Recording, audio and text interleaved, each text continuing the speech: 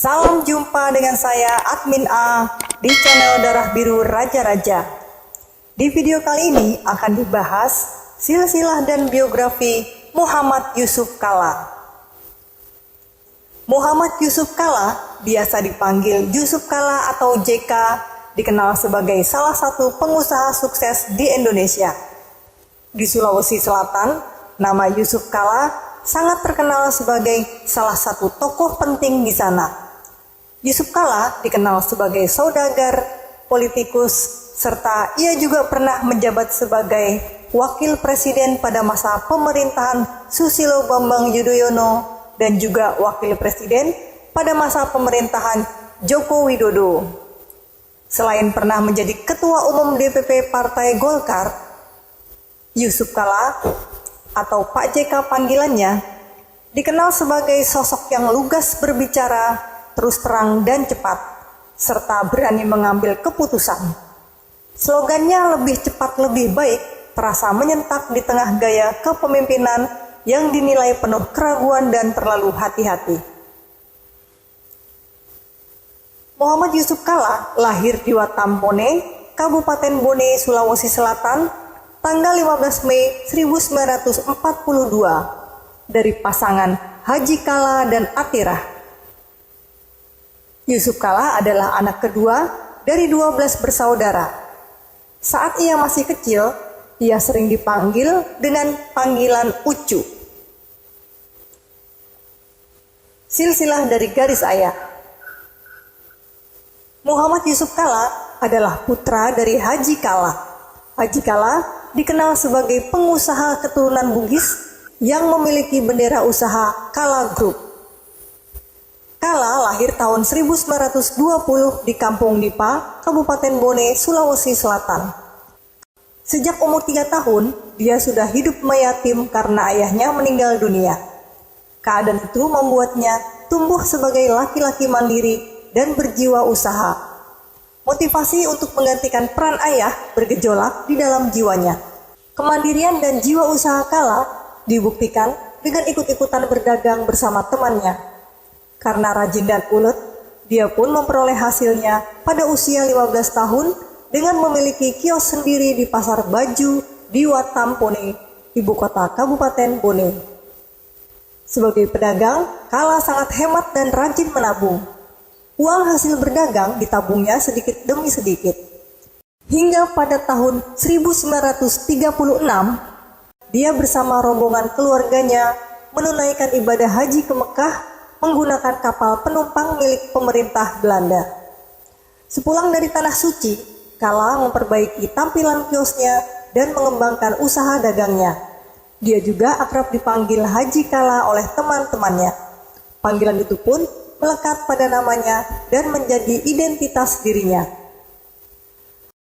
Madeng, kakek Haji Kalla, bersahabat baik dengan Muhammad ayah Atirah. Keduanya pun memprakarsai perjodohan antara Haji Kalla dengan Atirah. Haji Kalla setuju dengan hal tersebut. Atirah sendiri hanya bisa pasrah dan berdoa kepada Tuhan, semoga dia diberi suami yang saleh, bertakwa, dan bertanggung jawab kepada keluarga. Pada tahun 1937, di umurnya yang ke-17 tahun, Haji Kalla menikah dengan Atirah yang baru berumur 13 tahun. Nikah muda memang menjadi kebiasaan orang-orang di kampung zaman dulu. Pada tahun 1950, seiring kemajuan usaha, Haji Kalla dan Atirah membuka toko sederhana di Jalan Wajo, Watampone. Toko tersebut menjual barang kebutuhan pokok dan pakaian, baju, celana, sarung, dan lainnya. Kesibukan keduanya bertambah karena di sisi lain juga harus merawat dan menjaga 3 anak mereka yang masih kecil, yaitu Nuraini Kalla, Muhammad Yusuf Kalla, dan Zohrah Kalla. Sukses berdagang di kampung, Haji Kalla dan Atirah memberanikan diri merantau dan berdagang ke Makassar, membawa 3 anak mereka. Masa awal di Makassar, keduanya menginap di Hotel Capitol di Jalan Riburane samping Stasiun RRI Makassar. Keputusan merantau ke Makassar dirasa sangat tepat karena pada masa itu terjadi gerakan nasionalisasi perusahaan Belanda. Haji Kalla pun tidak mau ketinggalan dia juga membeli 7 firma warisan Belanda. Pada tanggal 18 Oktober 1952, Haji Kala mendirikan perusahaan bernama NV Haji Kala Trading Company. Perusahaan ini bergerak di bidang perdagangan, tekstil, ekspor-impor, dan jasa transportasi. Dia mengembangkan usaha tersebut dibantu teman-temannya, diantaranya Haji Saebe. Lama kemudian setelah perusahaan maju, Haji Kala membeli satu petak rumah toko atau ruko di Jalan Pelabuhan, sekarang Jalan Marta Dinata. Ruko itu kemudian berfungsi sebagai kantor NV Haji Kala Trading Company, sekaligus rumah tinggal Haji Kala dan keluarganya di Makassar. Hasil usaha yang maju juga dipakai Haji Kala untuk berinvestasi. Investasi andalannya adalah membeli tanah di beberapa daerah di Makassar, seperti di Jalan Andalas, di daerah Bulorokeng, Sudiang, dan beberapa daerah lainnya. Sang istri, Atirah, juga tidak mau ketinggalan. Jiwa dagang membuatnya turut menjalankan usaha sendiri. Jual beli sarung sutra dan perhiasan menjadi pilihannya. Rumah di Jalan Andalas dijadikan sebagai toko. Selain itu, dia juga menjalankan usaha rental mobil. Pada tahun 1960-an, ketika Indonesia mengalami krisis, bisnis Haji Kala turut mengalami krisis dan bahkan tidak berjalan sama sekali. Di saat sulit seperti itu, usaha dari istrinya Atirah menjadi penopang hidup keluarga. Di Makassar pula, 8 anak Haji Kala dan Atirah lahir, melengkapi 3 anak yang sebelumnya lahir di Watampone, sehingga semuanya berjumlah 10 orang, yaitu Nuraini Kala,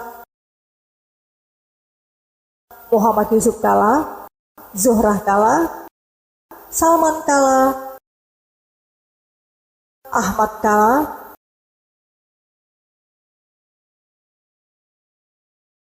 Suhaili Kala, Ramlah Kala, Halim Kala, Faridah Kala,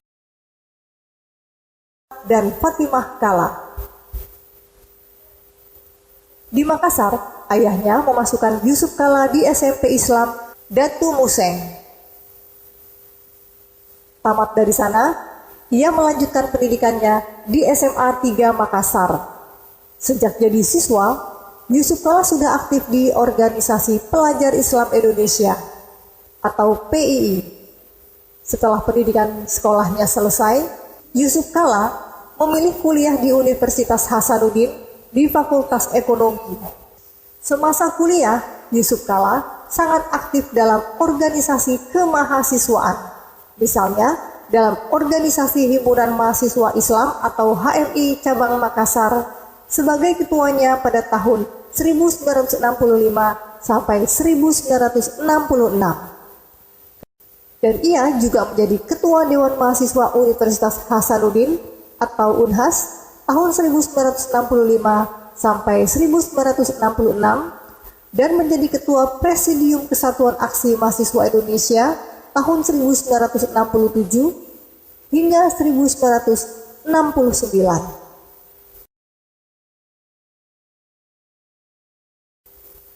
Setelah lulus kuliah pada tahun 1968 di usia 26 tahun, ayahnya Haji Kala mengangkat Yusuf Kala sebagai CEO dari NV Haji Kala, yaitu perusahaan hasil bumi peninggalan ayahnya Haji Kala. Saat menerima tongkat kepemimpinan perusahaan yang didirikan tahun 1952 itu sedang mengalami masa sulit. Beruntung pada tahun 1969, ketika itu baru ditunjuk sebagai agen pemasaran mobil merek Toyota di wilayah Sulawesi. Yusuf Kala memenangkan tender pengadaan kendaraan untuk kantor Gubernur Sulawesi Selatan. Sejak itu, Haji Kala menguasai lebih dari 50% pasaran mobil berbagai jenis di wilayah Indonesia bagian timur. Bidang usahanya terus melebar ke dunia kontraktor dengan mendirikan PT Bumi Karsa yang dipercaya membangun Bandara Hasanuddin Makassar. Selanjutnya, PT Bumi Karsa membangun beberapa bandara seperti Bandara Walter Monginsidi dan Bandara Frans Kaisiepo Biak. Perusahaannya juga mendapat kontrak pembuatan koridor Bandara Soekarno-Hatta Cengkareng. Bisnisnya terus berkembang. Pada tahun 1976, ia mendirikan PT Bukaka Agro yang bergerak di bidang produksi pakan, ternak, dan udang. Setahun kemudian, Yusuf Kala mendirikan PT Bukaka Meat yang mengelola industri daging dan ikan beku. Tahun 1978, bisnisnya mulai merambah keluar Sulawesi dengan mendirikan PT Bukaka Teknik Utama di Cilengsi, Jawa Barat. Perusahaan yang didirikan bersama dengan pengusaha Fadil Muhammad ini antara lain memproduksi belalai untuk Bandara Soekarno-Hatta Cengkareng.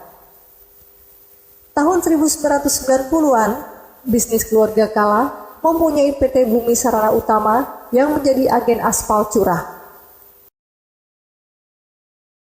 PT Baruga Asri Nusa Development yang bergerak di bidang perumahan, dan PT Kala Inti Karsa. Di bidang transportasi, Yusuf Kala mendirikan Cahaya Bone yang mengelola angkutan darat, jasa transportasi laut untuk barang dan penumpang. PT Bukaka Lintas Tama yang khusus mengoperasikan kapal-kapal feri dan sejak tahun 1988 mendirikan PT Kala Lines yang melayani angkutan penumpang, barang, dan hewan. Tahun 1995, kelompok usaha Kala Group telah menjadi konglomerasi usaha di kawasan timur Indonesia, meliputi bidang usaha jasa transportasi, telekomunikasi, perikanan, properti, perkebunan, otomotif, dan lainnya. Selain menekuni karir bisnis, Yusuf Kala juga aktif dalam berorganisasi. Ia pernah menjadi Ketua Ikatan Sarjana Ekonomi Indonesia hingga menjadi penasihat di Ikatan Sarjana Ekonomi Indonesia tahun 1979 sampai 1989. Kemudian menjadi Ketua Kadin Sulawesi Selatan pada tahun 1985 sampai 1988 dan menjadi Koordinator Kadin Indonesia Timur. Setelah malang melintang di dunia usaha, Yusuf Kala mulai melirik ke Jakarta untuk dunia politik. Gayanya yang profesional dan cepat tanggap dalam menyikapi persoalan mengantarkan dirinya ke dunia pemerintahan. Sebenarnya karir politik Yusuf Kala sudah dimulai ketika ia terpilih menjadi Ketua Pemuda Sekber Golkar Sulawesi Selatan dan Tenggara pada tahun 1965 hingga 1968. Inilah yang membuatnya kemudian menjadi seorang anggota DPRD Sulawesi Selatan dari Partai Golkar pada tahun 1967 hingga 1968. Namun, karir politiknya tidak berlanjut karena kemudian ia berkonsentrasi mengelola dan memimpin usaha keluarga Haji Kala. Ia kembali terjun ke dunia politik pada tahun 1982 dengan menjadi anggota MPR dari fraksi Golongan Karya sebagai wakil daerah Sulawesi Selatan hingga tahun 1987 dan diangkat kembali sebagai anggota MPR periode 1987 sampai 1998, yaitu anggota MPR RI, anggota Badan Pekerja, utusan Golkar. Tahun 1992 sampai 1997 menjadi anggota MPR RI, yaitu anggota Badan Pekerja Utusan Daerah. Dan tahun 1997 sampai 1999 menjadi anggota MPR RI, anggota Badan Pekerja Utusan Daerah. Yusuf Kala saat itu sudah dikenal sebagai salah satu pengusaha paling terkenal asal Sulawesi Selatan. Tahun 1999, Presiden Abdurrahman Wahid memintanya untuk menjadi Menteri Perindustrian dan Perdagangan.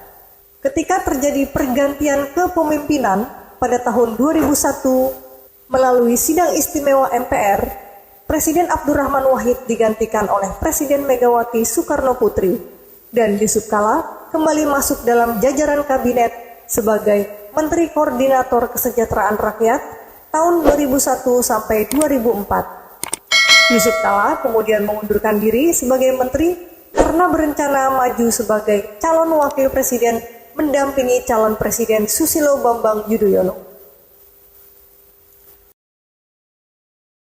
Pada Pilpres tahun 2004, pasangan calon ini berhasil meraih kemenangan. Yusuf Kala menjadi wakil presiden ke-10 Republik Indonesia mendampingi Susilo Bambang Yudhoyono sebagai presiden ke-6 Republik Indonesia periode 2004 sampai 2009.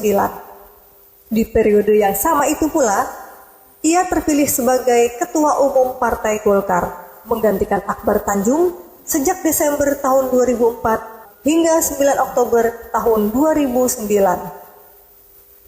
Menjelang Pilpres 2009, Rapimnas khusus Partai Golkar menetapkan Yusuf Kala sebagai calon presiden. Yusuf Kala menggandeng Ketua Umum Partai Hanura, yaitu Wiranto, sebagai calon wakil presiden. Namun, pasangan ini kalah dari pasangan Susilo Bambang Yudhoyono dan Budiono yang menjadi presiden dan wakil presiden Republik Indonesia periode 2009 sampai 2014. Pada tanggal 10 September tahun 2011, Yusuf Kala mendapat penganugerahan Dr. Honoris Causa dari Universitas Hasanuddin Makassar. Pada Pilpres tahun 2014, Yusuf Kala kembali masuk dalam bursa calon wakil presiden. Ia dipilih untuk mendampingi Joko Widodo sebagai calon presiden Republik Indonesia. Pasangan calon ini diusung oleh 5 partai, yaitu Partai Demokrasi Indonesia Perjuangan, Partai Nasional Demokrat, Partai Kebangkitan Bangsa, Partai Hanura, dan PKPI. Pasangan calon ini berhasil unggul atas pasangan Prabowo Subianto Hatta Rajasa dan menjadi presiden dan wakil presiden Republik Indonesia periode 2014 sampai 2019. Bagi Yusuf Kala, ini merupakan kedua kalinya ia menduduki jabatan wakil presiden ke-12 Republik Indonesia.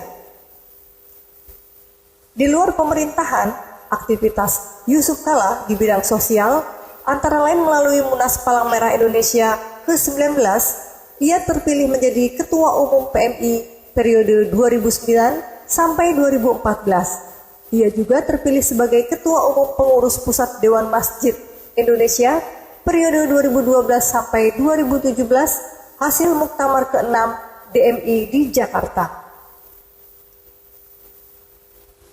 Usai menjalankan tugasnya di pemerintahan Republik Indonesia sebagai Wakil Presiden ke-12 Republik Indonesia periode 2014 sampai 2019, bukan berarti Yusuf Kala berhenti mengabdi untuk negara. Di usia 77 tahun, Yusuf Kala tetap aktif berkegiatan. Ia kembali mengabdi di sejumlah organisasi yang dipimpinnya, antara lain di Palang Merah Indonesia, juga di Dewan Masjid Indonesia. Di luar kegiatan itu, ia juga kembali mengurus perdamaian. Menurutnya, banyak permintaan dari beberapa negara untuk tetap berhubungan dalam urusan sosial dan perdamaian. Yusuf Kala selama ini dikenal sebagai juru damai. Perannya dalam menyelesaikan konflik tidak saja konflik di dalam negeri, tetapi juga di luar negeri. Di dalam negeri, Yusuf Kala berperan penting dalam menyelesaikan konflik di Poso dan konflik di Ambon. Ia juga merupakan salah satu inisiator perdamaian konflik di Aceh antara pemerintah dan kelompok GAM atau Gerakan Aceh Merdeka yang kemudian diselesaikan dengan perjanjian Helsinki tahun 2005. Dalam menyelesaikan masalah Papua secara menyeluruh, selain mengajak pemerintah, pada Februari tahun 2010, Komnas HAM juga menggandeng Yusuf Kala yang menjadi Ketua Umum PMI Pusat. Pada tahun 2009, usai mengakhiri jabatannya sebagai Wakil Presiden Republik Indonesia, ia menjadi mediator perdamaian di Patani, Thailand Selatan. Yusuf Kala juga memfasilitasi terciptanya perdamaian di Afghanistan, Myanmar, dan Thailand.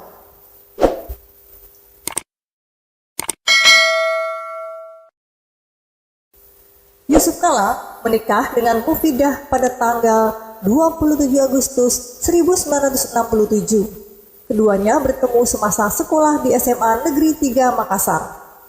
Mufidah adalah putri dari Haji Buya Miat, ayah, dan Siti Baheram, ibu.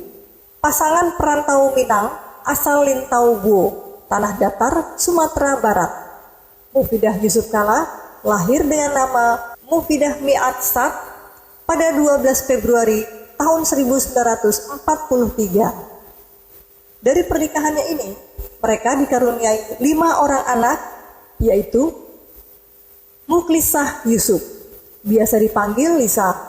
Ia merupakan pengusaha dan ibu rumah tangga yang juga menjabat sebagai salah seorang ketua Yayasan Atirah yang bergerak di bidang pendidikan Islam. Selain itu, beliau sering terlihat mendampingi sang suami, yaitu Susanto Suparjo yang memiliki bisnis konstruksi di Bontang. Muswirah Yusuf menikah dengan Langlang Wilangporo. Di antara kesibukannya sebagai ibu rumah tangga, Ira panggilannya, juga aktif sebagai pemegang kendali bisnis transportasi perkapalan milik keluarga Kala dengan bendera PT Kala Lines.